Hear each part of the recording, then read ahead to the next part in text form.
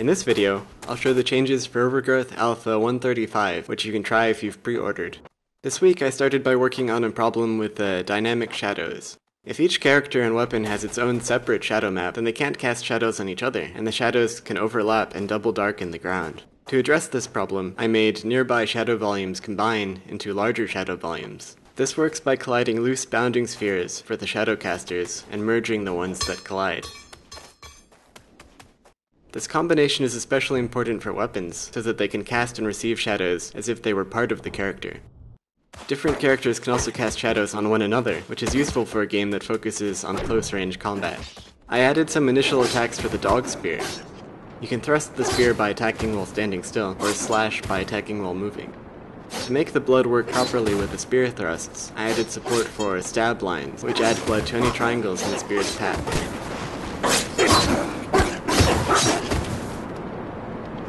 The Glaive is also working, but it just uses the same slash attacks as the spear for now.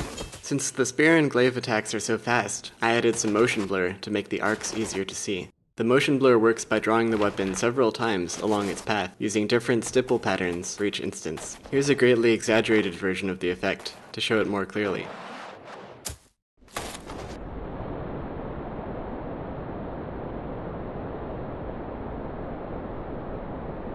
Tapio made some new ambient sounds to try out. I liked this droning ambience for this level, caused by the shape of the volcano caldera. You can also sometimes hear the rock shifting at the unstable foundations of these growing monolith structures.